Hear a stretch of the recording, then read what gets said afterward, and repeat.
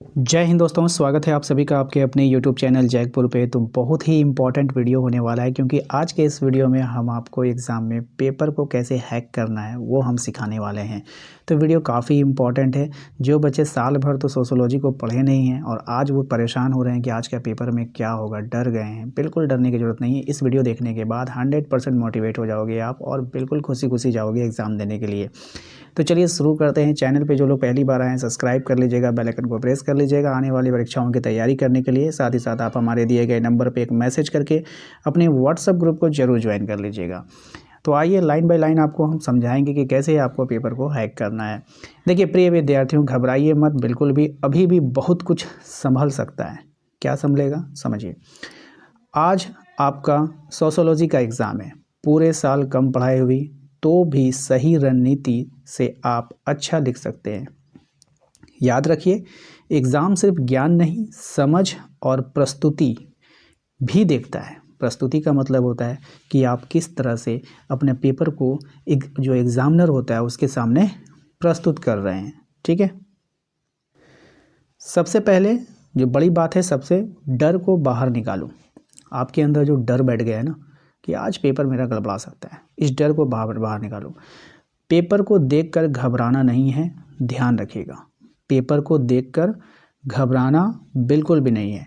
2 से 3 मिनट गहरी सांस लेना है, ठीक है, और खुद से कहें, मैं जितना जानता हूँ उतना अच्छे से लिखूँगा। आप अपने आप को कहोगे कि मैं जितना जानता हूँ मैं उतना अच्छे से लिखूँगा भाई। याद रखें, खाली कॉपी से कम नंबर मिलते हैं, लेकिन थोड़ा भी सही लिखने से नंबर ज़रूर मिलता है। ये रामबाण ट्रिक है। खाली कॉपी से कम नंबर मिलते हैं, लेकिन थोड़ा भी सही आप लिख रहे हो, हर क्वेश्चन को अटेम्प्ट ले रहे हो, तो नंबर ज़रूर मिलता है। अब आते हैं मेन टॉपिक पे। बिना ज़्यादा पढ़े भी लिखने की स्मार्ट ट्रिक है। कैसे आप बिना ज़्यादा पढ़े, मतलब थोड़े बहुत ज्ञान से भी आप बहुत अच्छा से लिख सकते हो, जो कि मैंने सब्जेक्टिव में आप सबको करवा दिया था कि थोड़ा सा आप यहाँ से समझ कर जाओ, वहाँ पे खुद से लिखना है। लेकिन बहुत सारे बच्चों को लिखने नहीं आता है, तो वही सब हम आपको यहाँ पे सिखा रहे हैं। सबसे पहले प्रश्न को तोड़ कर समझना चाहिए। कैसे समझेंगे तोड़कर? देखिए, अगर प्रश्न है आपका कि भूमंडलीकरण के प्रभाव बताइए, ये अगर क्वेश्चन एग्जाम में आ गया तो तुरंत दिमाग में 3 हेडिंग बनाओ। कैसा हेडिंग? आर्थिक प्रभाव, सामाजिक प्रभाव और सांस्कृतिक प्रभाव। 3 हेडिंग तुरंत बन जाना चाहिए आपका। उसको 3 भाग में आपको आंसर करना है। अब आपने 3 हेडिंग बनाया, हर हेडिंग में 2 से 3 लाइन लिख दो, आपका 5-6 नंबर पक्का हो जाएगा। जैसे ही आपने पॉइंट में लिखना शुरू किया, थोड़ा सा सोचना होगा आपको कि हम इसको कितने पॉइंट में डिवाइड कर सकते हैं, और आपका नंबर यहाँ से 5-6 नंबर क्या हो जाएगा, पक्का हो जाएगा। दूसरा ट्रिक है आपका परिभाषा, कारण, प्रभाव, निष्कर्ष फॉर्मूला। ये क्या होता है? यह ट्रिक लगभग हर लंबे उत्तर में काम करेगा। जितने भी लॉन्ग क्वेश्चन आंसर आएंगे ना, उसमें ये वाला ट्रिक काम करेगा। याद रखिएगा, पहला क्या? परिभाषा। जो सवाल आपसे पूछा है उसकी परिभाषा दे। याद रखिएगा, मैंने जितना भी सब्जेक्टिव आपको करवाया था, जो सवाल वो पूछता था, जैसे भूमंडलीकरण पूछता था, तो सबसे पहले हम लोग भूमंडलीकरण का बात बताते थे, ये परिभाषा है, ये इसकी ये है, ठीक है। उसके बाद कारण, ये इसका कारण देना है, फिर उसका प्रभाव देना है, और फिर लास्ट में निष्कर्ष आप निकालोगे, 2-3 लाइन का निष्कर्ष निकल जाता है। हर क्वेश्चन आंसर का निष्कर्ष होता है। निष्कर्ष का मतलब होता है आप क्या सोचते हो, ठीक है। तो ये हो गया। तो ये ट्रिक जब आप अपनाओगे तो काफ़ी अच्छा होगा, ठीक है। अब ये ट्रिक लगाकर हर लंबे उत्तर को आप काम करेगा। जैसे फॉर्मेट आपका बनेगा, जैसे कि 1 लाइन में आपको परिभाषा दे दीजिए, 2 से 3 लाइन में कारण बता दीजिए, 3 से 4 लाइन में प्रभाव दीजिए, उसका क्या प्रभाव पड़ता है, और 1 लाइन में उसका निष्कर्ष दे दीजिए। अब बताइए कि कौन नंबर काटेगा आपका? कभी नहीं कटेगा। तो ये तरीका होना चाहिए आपके एग्ज़ाम में आंसर लिखने का। इससे होता यह है कि एग्जामिनर को लगेगा कि स्टूडेंट को पूरा टॉपिक आता है ना, आप ज्ञानी हो, ठीक है, तो फिर आपको वो नंबर देगा ही देगा। तीसरा ट्रिक में आते हैं कि कठिन शब्द याद नहीं है, आसान भाषा में लिखो। कोई ज़रूरी नहीं है कि आप बुक का घिसा पीटा भाषा को इस्तेमाल करोगे, ठीक है। आप आसान भाषा का इस्तेमाल करते हो। सोशियोलॉजी में जो है क्या होता है, भारी शब्द ज़रूरी नहीं है। जैसे लिख सकते हैं, समाज तेज़ी से बदल रहा है, शिक्षा और तकनीकी में लोगों की सोच बदलती है, शहर की ओर पलायन बढ़ा, ठीक है। इस तरह से हम जनरल लैंग्वेज का भी इस्तेमाल करके अपने आंसर को लिख सकते हैं, ठीक है, सरल भाषा में भी आपको ज़्यादा नंबर देने का काम करता है। चौथा ट्रिक क्या था कि उत्तर को सजाओ, है ना।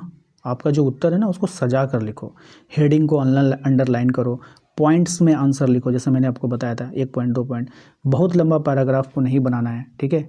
छोटे छोटे कॉफ़ी साफ दिखेगी तो एग्जामिनर भी क्या हो जाता है, खुश हो जाता है, ठीक है।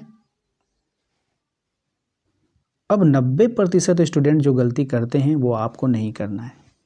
कौन सी गलती करते हैं, एक प्रश्न पर ज़्यादा समय बिता देते हैं। ये गलती बिल्कुल भी आपको नहीं करनी है। जो आता है उसे छोड़ देना, ये भी गलती आपको नहीं करना है। जो आता है पहले उसको अटेम्प्ट करना है, ठीक है, ये भी गलती नहीं करना है। आधा पेपर खाली छोड़ना, ये गलती बिल्कुल भी मत कीजिएगा। एग्जामिनर जो है बिल्कुल नंबर काटता है, अगर आपका पेपर खाली रहेगा तो वो नंबर काटेगा ही काटेगा, यानी कि वो रीचेक करता है कॉपी को। जैसे हमने कॉपी चेक कर रहा था, कॉपी चेक किया, ठीक है, यहाँ खाली हो गया, फिर चेक किया, फिर यहाँ खाली हो गया, फिर चेक किया, यहाँ खाली हो गया, तो एग्जामिनर क्या करेगा, वो रीचेक करेगा कि क्या सही में आपको आता भी है या फिर ऐसा ही क्वेश्चन भर दे, फिर वो डीपली पढ़ने लगेगा आपका, समझे। तो इसलिए कभी भी क्वेश्चन को खाली ना छोड़ा करें, ठीक है। सबसे जरूरी बात है कि आपको पहले वही प्रश्न करना चाहिए जो आपको आता है। इससे क्या होता है, आपका कॉन्फिडेंस लेवल क्या होगा, अप होगा, कॉन्फिडेंस बढ़ेगा। अब आखिरी में आपको मैं अपना मोटिवेशन देता हूँ कि पेपर कठिन नहीं होता है, हमारा डर उसे कठिन बना देता है। पेपर कठिन नहीं होता है, हमारा डर उसे कठिन बना देता है। आज सिर्फ अपना बेस्ट देना है, परफेक्ट नहीं। बात समझ में आया, अपना बेस्ट देने का कोशिश कीजिए, परफेक्ट के चक्कर में पूरा ख़राब हो जाएगा, ठीक है। याद रखो, कोशिश करने वालों की कभी हार नहीं होती है।